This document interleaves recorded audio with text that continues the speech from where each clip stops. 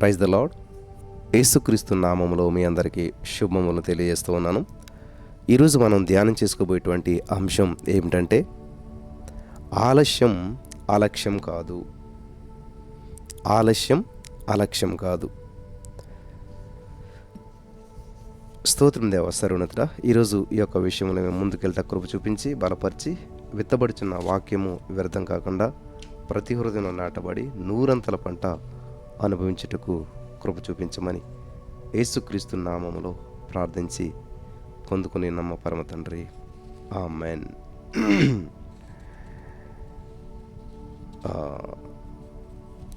చాలా జాగ్రత్తగా గమనించాలి ప్రియులారా.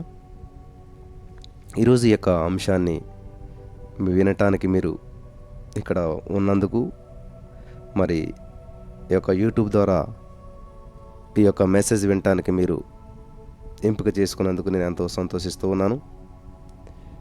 నీవు ఎవరివైనప్పటికీ లేక నువ్వు ఏమి సాధించినప్పటికీ ఆలస్యం అలక్ష్యం కాదు. బహుశా గతంలో నీవు ఎన్నడూ చేయని విధంగా నీ జీవితంలో దేవుని యొక్క ఉద్దేశాలు చూచుటకు నిన్ను ఈ యొక్క వర్తమానం ప్రోత్సహిస్తుంది. ఈ యొక్క వాక్యంలో నియమాలు, మరి విజయం సాధించడానికి నూతన పరిష్కారాలు, మరి బైబిల్ సంబంధమైన విధానాలను చేపట్టడానికి ఈ యొక్క వర్తమానం నేను సవాల్ చేస్తుంది, పురుకొల్పుతుంది. నిరీక్షణ అనేటువంటి దృఢ నమ్మకంతో ప్రస్తుతం నీ లక్ష్యం వెలుపల కనిపిస్తున్నటువంటి అసాధ్యమైనటువంటి పరిస్థితుల్లో నూతన మార్గాలు కనుగొనటానికి ఈ యొక్క వర్తమానం నిన్ను భిన్నంగా ఆలోచింపజేస్తుంది. తెరవబడిన సృజనాత్మకమైనటువంటి అభిప్రాయాలు మరియు పరిష్కారాలు గని తెరవబడటకు మరి ఉన్నది. దేవుడు సృజనాత్మకమైనటువంటి సృష్టికర్త. చివరిగా మనం పట్టుదలతో ఉన్నట్లయితే దేవుడు మన కొరకు సిద్ధపరిచినటువంటి విజయంలో పాలుభాగస్థులం అవుతాం. హల్లెలూయా. గుంట నుండి రాజభవనం వరకు ఉన్నటువంటి ప్రయాణం అనుదిన క్రమశిక్షణ కానీ ఒకసారి మాత్రమే ఉపయోగించే సూత్రం కాదు. వింటున్నారా?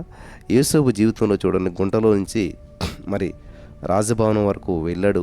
ఒక రోజులో వెళ్ళిపోలేదు. అది అలాగ అనిపిస్తుంది మనకి, కానీ అది ఒక క్రమశిక్షణ. నీళ్లు లేని గుంటలో యోసేపు వేయబడినప్పుడు అతడు దాదాపు 17 సంవత్సరాల ప్రాయం కలిగిన వాడు. దాదాపు 30 సంవత్సరాల వయసులో ఐగుప్తుకు గవర్నర్గా హెచ్చించబడ్డాడు. దేవుడు అతని కొరకు భద్రపరిచిన గొప్ప కార్యాల నిమిత్తం అతన్ని సిద్ధపరచుటకు యోసేపు శ్రమలు పొందడం అవసరం. చాలాసార్లు మన శ్రమలు పెరుగుదలకు మనకున్న మార్గంగా చూడాలి, కానీ అలా చూడం. మనం వాటిని వ్యతిరేకించాలని చూస్తూ ఉంటుంటాం. శ్రమల ద్వారా కలిగేటువంటి అభివృద్ధి గురించి ఇర్మియా మాట్లాడుతూ, మోయాబుకు సవాళ్లు లేవు కాబట్టి ఎటువంటి అభివృద్ధి చెందలేదు. ఇర్మియా 48:11 మోయాబు తన బాల్యం నుండి నెమ్మది నొందెను. ఈ కుండలో నుండి ఆ కుండలోనికి కుమ్మరింపబడకుండా అది మడ్డి మీద నిలిచెను. గమనించాలి, అదెన్నడూ చెరలోనికి పోయినది కాదు, అందుచేత దాని సారము దానిలో నిలిచిన్నది, దాని వాసన ఎప్పటి వలనే నిలిచున్నది. ఈ యొక్క అద్భుతమైనటువంటి ప్రస్తావనలు, ఉదాహరణలు మరియు సందేహాలు నూతన తాజా విధానంలో మరి మనల్ని ప్రేరేపిస్తూ ఉన్నాయి, ప్రోత్సహిస్తూ ఉన్నాయి. యేసుక్రీస్తు ప్రభువారు జయించిన వాడు కాబట్టి మనం విజయం పొందగలమనేటువంటి విషయం మనం ఖచ్చితంగా తెలుసుకోవాలి. ఆయన విజయమందు మన విజయం భద్రంగా ఉంది. ఆలస్యం అలక్ష్యం కాదు. వింటున్నారా? తన సొంత సవాళ్ళ గుండా వెళ్ళినటువంటి వ్యక్తికే మరి ఈ యొక్క విషయం అర్థమవుతుంది అన్నమాట. అతడు వాటి వలన కలిగేటువంటి కురుంగుదలను పట్టించుకోలేదు. దేవుడు మనకిచ్చినటువంటి కళను సాధించడానికి మన సొంత ప్రయాణంలో అవరోధాన్ని మనం అధిగమించవలసి ఉండగా మనం మరి ఖచ్చితంగా ఈ యొక్క విషయాన్ని మనం తెలుసుకోవాలి.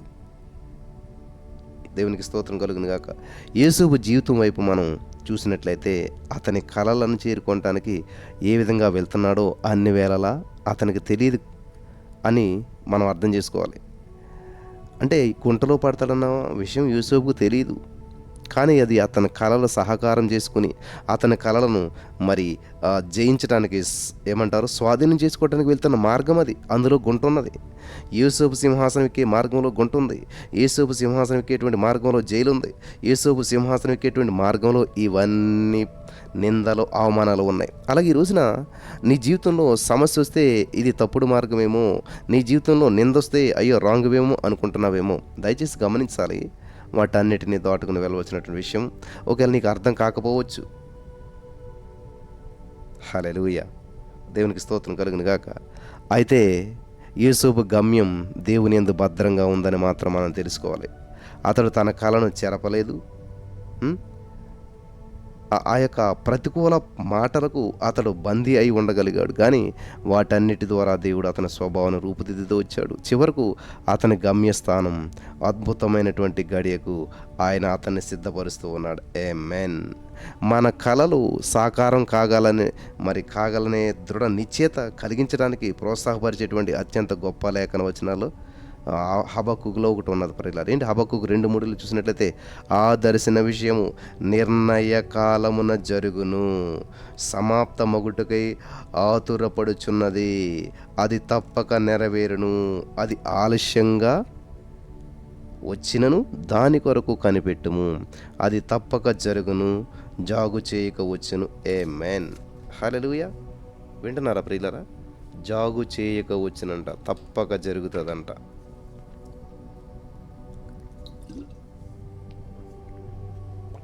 ఇది చాలా అద్భుతమైన విషయం అనమాట. మళ్ళీ చదువుతాను, వినండి. హబక్కుకు 2:3 ఉన్న మాట మీరు వింటే మీ జీవితాలు వెలిగించబడతాయి. ఆ దర్శన విషయము నిర్ణయ కాలమున జరుగును, సమాప్తమగుటకై ఆతురపడుచున్నది, అది తప్పక నెరవేరును, అది ఆలస్యంగా వచ్చినను దాని కొరకు కనిపెట్టుము, అది తప్పక జరుగును, జాగు చేయక వచ్చును. దేవుడు నీ హృదయంలో పెట్టిన కలలను గమనించడానికి ఈ యొక్క వర్తమానంలో ఉన్న సత్యాలు నీకు సాధ్యపరుస్తాయని చెప్పి మరి మా జీవితంలో జరిగినటువంటి సంగతిని బట్టి మేము నిజాయితీగా చెప్పగలుగుతున్నాం. యేసువు జీవితంలో దేవుడు చేసిన కార్యం నీ జీవితంలో కూడా చేయగలుగుతాడు. నీవు దేవుని బిడ్డవే కదా, కాబట్టి నీ జీవితం కొరకు ఆయన ఒక ఉద్దేశం కలిగి ఉన్నాడు. హల్లెలూయా, దేవునికి స్తోత్రం కలుగును గాక. కాబట్టి ఈ రోజున ఈ మాటలు వింటున్న ప్రియమైనటువంటి సహోదరి స్నేహితులారా, మరి నీ జీవితం కొరకు దేవుడు నిజంగా నిరీక్షణ, భవిష్యత్తు కలిగి ఉన్నాడని నువ్వు తెలుసుకోగలుగుతావు ఈ యొక్క వర్తమానం వినటం ద్వారా. యాలన్ ప్లేట్ అనేటువంటి ఆయన మరి నాయకుడు, మరి డోన్స్ డియో మరియు నగర పరివర్తన ఉద్యమం 30,000 మంది సభ్యులు. ప్రియులు గమనించాలి, ఈ యొక్క వాక్యములో డెనర్ మారర్ దేవుడు మాత్రమే నెరవేర్చగల ఎంతో పెద్ద కలను కనమని చెప్పి మనల్ని సవాల్ చేస్తూ ఉంటాడు. ఆయన సహాయం లేకుండా మనం కల కన్నట్లయితే అది ఎంతో చిన్నదిగా ఉంటుంది. దేవుడి సహాయం లేకుండా నువ్వు కన్న కళ చాలా చిన్నదిగా ఉంటుంది. బైబిల్ సంబంధమైనటువంటి సూత్రం ఏంటంటే, మనం ఎదురు చూసే స్థాయిలో దేవుడు మనలను కలుసుకుంటాడు. మనం వేసే అంచనా దేవుని సామర్థ్యం ద్వారా లెక్కించబడాలి కానీ మన సామర్థ్యం వలన కాదు. ఎఫెసీ 3:20 పౌలు నెక్కు చెప్పినటువంటి మాటలు ఏంటంటే, మనం అడుగు వాటన్నిటికంటేను ఊహించు వాటన్నిటికంటేను అత్యధికంగా చేయ శక్తి గల దేవునికి అని ఉన్నది అక్కడ. వాస్తవానికి ఈ యొక్క మాటలు మనం గమనించినట్లయితే దేవుడు గొప్ప కార్యాలకు కర్తగా ఉన్నాడు, కానీ చిన్న కార్యాలకు కాదనే విషయం పౌలు చాలా స్పష్టంగా చూపిస్తూ ఉన్నాడు. చిన్న కళలు, చిన్న అంచనాలకు ఆయనను మనం పరిమితం చేయకూడదు. ఈ రోజున ఈ యొక్క వాక్యం వింటున్న ప్రియమైనటువంటి సహోదరి స్నేహితులారా, ఈ యొక్క బోధలో అర్థం చేసుకోవటం వలన దేవుని యందు అసాధ్యం అనివార్యమని మనం నమ్మడానికి కారణమవుతుంది. దేవుని కొరకు సాహస కార్యాలు చేయాలని చెప్పి కోరి ఆశతో ఉన్న విశ్వాసులందరికీ ఈ యొక్క వర్తమానం మరి చాలా అమూల్యమైనటువంటిదిగా మీరు భావించగలుగుతారు. సంఘ కాపరి బాంబంగ్ బేతేలు సంఘము మరి మెదను ఇండోనేషియాలో 30,000 మంది సభ్యులు కలిగినటువంటి ఆయన చెప్తూ ఉండడం మాట ఏమనంటే, ఆలస్యం అలక్ష్యం కాదు, దర్శన అంశం మీద నేను మరి ఈ యొక్క విషయాలు అన్నీ కూడా చాలా విలువైనటువంటివి అన్నమాట. ఈ రోజున ఈ మాటలు వింటున్న ప్రియమైనటువంటి సహోదరి స్నేహితులారా, దేవుడు మనకు ఇచ్చిన దర్శనం ద్వారా బైబిల్ సంబంధమైనటువంటి సమతుల్య క్రమమైనటువంటి బోధనా పద్ధతులు చూడటానికి మనల్ని ప్రేరేపిస్తూ ఉన్నాడు. హల్లెలూయా. కాబట్టి ఈ రోజున నా ప్రియమైనటువంటి సహోదరి స్నేహితులారా, జాగ్రత్తగా మీరు వినాలి. ఈ యొక్క అద్భుతమైన అంశాలు, చాలా విలువైనటువంటి అంశాలు, దేవుడు నీతో మాట్లాడాలని చెప్పి ఇష్టపడుతున్నటువంటి విషయాలు చాలా జాగ్రత్తగా వినాలి. ఇక్కడ మీరు గమనించినట్లయితే, నీవు యవనస్తునిగా ఉన్నప్పుడు నీ ఊహను అణిచివేయకుండా ఉండలేదని జ్ఞాపకం ఉంచుకోండి. రంగు పెన్సిళ్ళ పెట్టెకు ప్రపంచమంతా ఉనికిలోకి ఉన్నట్లు రంగులు వేయటకు సామర్థ్యం ఉందని చెప్పి నీ మనసు తలంచింది. లేక కొన్ని చెక్క ముక్కలు ఒక నగరంగా మారగలుగుతుందని చెప్పి కూడా నీ మనసు తలంచింది. అందమైనటువంటి వారపత్రిక మరి ఏదైతే ఉందో, నెలపత్రికకు అట్ట వేయటానికి కాగితపు బొమ్మ వస్త్రాలను మీలో కొందరు తయారు చేస్తారు. ఆ సృజనాత్మకమైన శక్తి, సమృద్ధి అయిన ఆసక్తి ఏమైపోయింది? కార్లు కొనుక్కున్నామని చెప్పి మనలో కొందరు ఊహిస్తారు. ఉపాధ్యాయులుగా, నటులుగా ఉన్నట్లు మరికొందరు కలలుగంటారు. లేక ఒకరోజు దేశానికి అధ్యక్షుడు అవుతానని చెప్పి కూడా కలగంటారు. ఇతరులు బంగారు పథకం కొరకు ఒక రకమైనటువంటి ఆటను ఊహిస్తూ ఉంటుంటారు. కొంతమంది పిల్లలు బట్టలు ఉతుకుతున్నట్లు కళ్ళగంటూ ఉంటుంటారు కదా. ఇలాగ మీరు చాలామంది ఒక ఊహ కలిగి ఉంటారు. నేను గొప్ప వ్యక్తిని అవుతాను, నేను ఇది సాధిస్తాను. చదువుకునేటప్పుడు మిమ్మల్ని మాస్టర్లు అడిగితే మీరు చెప్పే ఉంటారు. ఒక కళ ఉండే ఉంటుంటుంది, ఒక ఆశ ఉండే ఉంటుంటుంది. ఖచ్చితంగా మీ జీవితంలో ఒక అద్భుతమైనటువంటి ఊహ మైండ్లో ఉండుంటుంది. నేను ఇంత వ్యాపారం చేయాలి, నేను ఇంత గొప్ప వ్యక్తిని అవ్వాలి, నేను ఇంత గొప్ప సేవకుని అవ్వాలి. ఇట్లాంటి ఆశలు, ఆశయాలు, కళలు మీ జీవితంలో ఉండే ఉంటాయి. కానీ వాటిని ఏం చేస్తారు? ఇప్పుడు మన నేత్రాలు, మన యొక్క నేత్రాలు మూసుకొని, ప్రియులు గమనించాలి, మన నేత్రాలు మూసుకునే రోజులు ఏ విధంగా ఉంటాయి? మనం మేఘం అంచున నిలబడగలిగామని చెప్పి నమ్ముతాం. దూకటానికి మనం సిద్ధపడుతూ ఉండగా మన కాలి బొటన వేళ్ళు అంచుకు కదులుతూ ఉంటాయి. కిందకు చూసినప్పుడు నేలమట్టం మనకు కనిపించదు. ఈ స్థలం మన ప్రపంచం అనిపిస్తుంది. ఆ విధంగా అనిపించవచ్చు. మనం దూకుతాం, చేతులు వెడల్పుగా చాపుతాం. తక్షణమే మన చుట్టూ ఉన్న గాలి దాదాపు మనల్ని హత్తుకున్నటువంటి భావన మనకు కలుగుతుంది. ప్రియులు గమనించాలి, మనం ఎగురుతూ ఉంటాం. క్రింద వైపు పడిపోయే విధంగా కాదు, కనబడని నేల వైపుకు కాదు, అది ఎక్కడో కింద ఉంది. అయితే మనం పైకి ఎగురుతూ ప్రపంచవ్యాప్తంగా ఉన్న ప్రదర్శనశాలల్లో ప్రపంచ అత్యంత నూతన గొప్ప కథానాయకునిగా మనం ఉన్నట్లుగా భావిస్తూ ఉంటుంటాం, హీరోలా భావిస్తూ ఉంటుంటాం కదా. అసాధ్యం సాధ్యమని నమ్మటం ఎందుకు మానేసావు? అసాధ్యాన్ని సాధ్యమని నమ్మటం ఎందుకు మానేసావు? ఇది అసాధ్యం, ఇది ఇంక జరగదు అనుకుంటున్నావా? గమనించాలి, ఈ సత్యం నీకే. ఆలస్యం ఆలక్ష్యం కాదు ప్రియులారా. ఇంకా ఇది అసాధ్యం అనుకున్నావేమో, ఆ అసాధ్యాన్ని సాధ్యం అని నమ్మటం ఎందుకు మానేసావు? ఇది అందరూ అసాధ్యమని, రెస్ నేను సాధించగలుగుతాను, all things are possible with God, నన్ను బలపరచు క్రీస్తునందు నేను సమస్తం సాధించగలుగుతాను అని మాట్లాడటం ఎందుకు మానేసావు? ఇంక ఇది జరగదు, ఇంక నా భర్త మారడు, ఈ ఉద్యోగం రాదు, ఈ గర్భఫలం రాదు, ఎంతో కాలంగా ప్రార్థన చేస్తాను, ఇది అసాధ్యం అని నువ్వు ఆగిపోయావు. ఎందుకని అది సాధ్యమని నువ్వు నమ్మట్లేదు? ఎందుకు నేను సాధించగలను? నా యేసయ్య నా ద్వారా నాకు సాధ్యం చేయగలుగుతాడు. నా యేసయ్య నాకు సాధ్యం చేసేటువంటి కృప చూపిస్తాడు. నా వల్ల అయితే అవుతుంది, నా శక్తి వల్ల అయితే అవుతుంది, కానీ నా యేసయ్య నాతో ఉన్నాడు కాబట్టి నేను సాధించగలను. అసాధ్యం అనుకున్న దాన్ని సాధ్యమని నమ్మటం ఎందుకు మానేసావు? నీవు అర్హత లేనివాడు అని ఎవరు భావించారు? ముందుకు కొనసాగట్లో ఏది నిన్ను నిరుత్సాహపరిచింది ప్రియులరా? ముందుకు వెళ్ళకుండా నిన్ను ఏది డిసప్పాయింట్ చేసింది? మన కళ అన్వేషణను చంపేటువంటి ఆ స్వరాలను మనం ఆపేయాలి. హల్లెలూయా, ఆపేయాలి. గమనించాలి నా ప్రియమైనటువంటి వారలారా, పద్ధతులను, నమూనాలను, ఉద్దేశాలను, క్రమంగా జరిగేటువంటి సంఘటనలను, అభివృద్ధిని, బాధను మరియు కళ ప్రక్రియను నీవు అర్థం చేసుకొనటానికి ఈరోజు ఈ యొక్క వర్తమానం సహాయపడుతుంది. నీ హృదయంలో నీ కళ నెరవేరుతూ ఉండగా అది మరి కొన్ని విషయాలకు కారణమవుతుంది. 8 విషయాలు నేను చెప్తాను, చాలా జాగ్రత్తగా రాసుకుంటే మంచిది. ఈరోజు నీ జీవితం మారే వర్తమానం ఇది. ఈరోజు నీ జీవితాన్ని సరిదిద్దే వర్తమానం ఇది. నీ కళను నెరవేర్చడానికి ఒక అద్భుతమైన ప్రణాళికను రూపుదిద్దుకునే సమయం ఇది. హల్లెలూయా. ఈ వర్తమానం ఇంకా ఎవరైనా వినట్లేదేమో, ఒకసారి ఆహ్వానించండి. మీ బంధువులు, స్నేహితులు వినమని చెప్పండి. వారి జీవిత కళలు నెరవేర్చుకుని సార్థకత చేసుకునేటువంటి సమయం వచ్చింది ప్రియులారా. కాబట్టి ఈ యొక్క విషయాలు మీకు కారణమవుతాయి. నెంబర్ 1, నీ విశ్వాసము సవాలు చేయబడుతుంది. హల్లెలూయా. నీ హృదయంలో నీ కళ నెరవేరుతూ ఉండగా ఏం జరుగుతుందో తెలుసా? 8 అద్భుతమైన విషయాలు జరుగుతాయి. నెంబర్ 1, నీ విశ్వాసం సవాలు చేయబడుతుంది. నెంబర్ 2, నీ హృదయం మేల్కొనబడుతుంది. నెంబర్ 3, నీ సృజనాత్మక శక్తి విడుదల చేయబడుతుంది. ఆమెన్. నీ స్వభావం రూపుదిద్దుకుంటుంది. ఆమెన్. నీ దేవుడు సేవించబడతాడు. 6వది, నీ లక్ష్యం నెరవేరుతుంది. 7వది, నీ తరం ప్రభావితం అవుతుంది నీ కళ నెరవేరినప్పుడు. 8వది, నీ ప్రపంచం మార్చబడుతుంది. ఆమెన్. హల్లెలూయా. నీ ప్రపంచం మారిపోతుంది, నీ జీవితం మారిపోతుంది. ఈ యొక్క 8 విషయాలు. నీ కళ ఎందుకు ఆగిపోయింది? గమనించాలి. నీ కళ ఎందుకు ఆగిపోయింది? భూమి మీద అత్యంత పేదవాడు కలగనటువంటి వాడని చెప్పబడుతుంది. భూమి మీద అత్యంత పేదవాళ్ళు ఎవరంటే కలగనటువంటి వారు, కళ లేనటువంటి వారు, ఆశ లేనటువంటి వారు అత్యంత పేదవాళ్ళంట. కాబట్టి సంఘ కాపరిగా, శిక్షణ ఇచ్చినటువంటి వానిగా, ప్రపంచ పరిచర్యలో మరి మరి అనేక మంది వాడబడుతూ ఉండగా, అనేక సంవత్సరాల అపార అనుభవాన్ని బట్టి గొప్ప గొప్ప సేవకులు నమ్మారు. నేను నమ్ముతున్నాను. కాబట్టి ఈ రోజున భూమి మీద అత్యంత పేదవాడు ఎవరంటే కళలో కననటువంటి వ్యక్తులే పేదవాళ్ళు. కళల కంట లేదా, కళ లేదా, ఆశ లేదా, గమ్యం లేదా.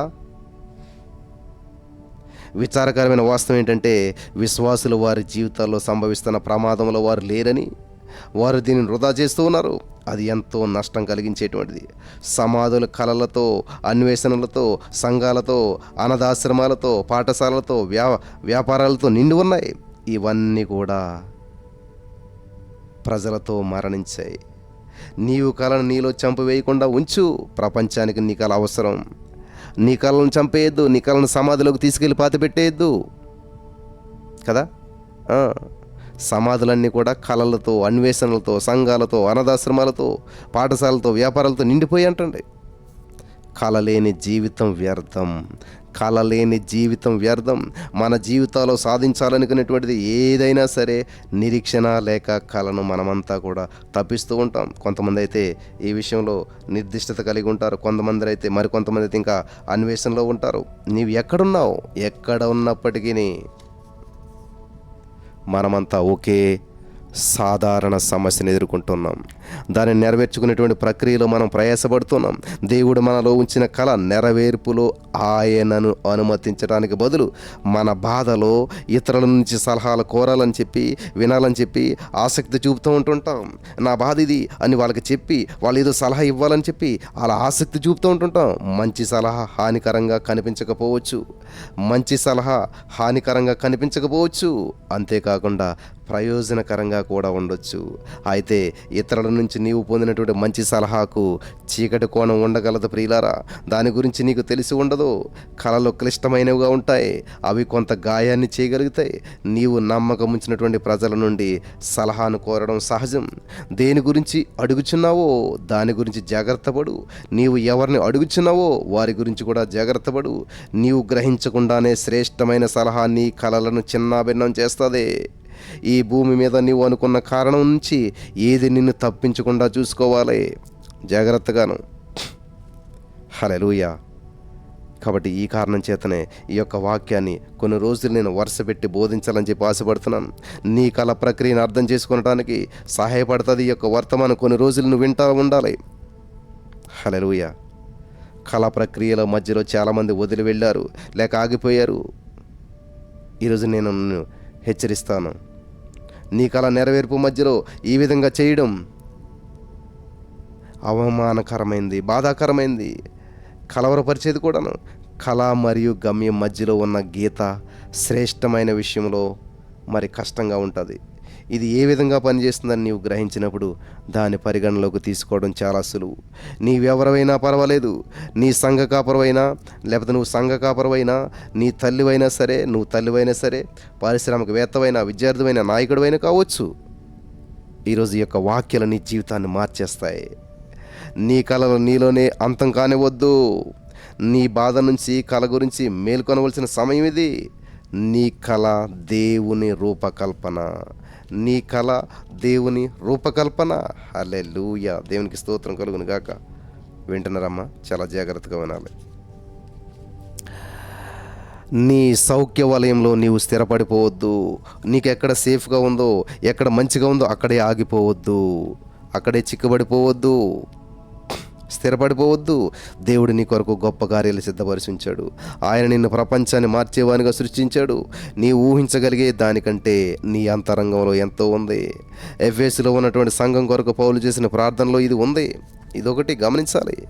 ఎఫెసీ పత్రిక 3:20లో మనలో కార్యసాధకమైన తన శక్తి చెప్పున మనం అడుగు వాటన్నిటికంటే, ఊహించు వాటన్నిటికంటే అత్యధికంగా చేయి శక్తి కలిగిన దేవునికి క్రీస్తు యేసు మూలంగా సంఘములో తరతరములు సదాకాలం మహిమ కలుగును గాక. ఆమేన్. దేవుడు నీలో ఏమి ఉంచాడు? ఇది గమనించలేనప్పుడు నిన్ను తక్కువ అంచనా వేసుకుంటావు. దేవుడు నీలో ఏముంచాడంటే, దేవుడు నీలో చాలా ఉంచాడు.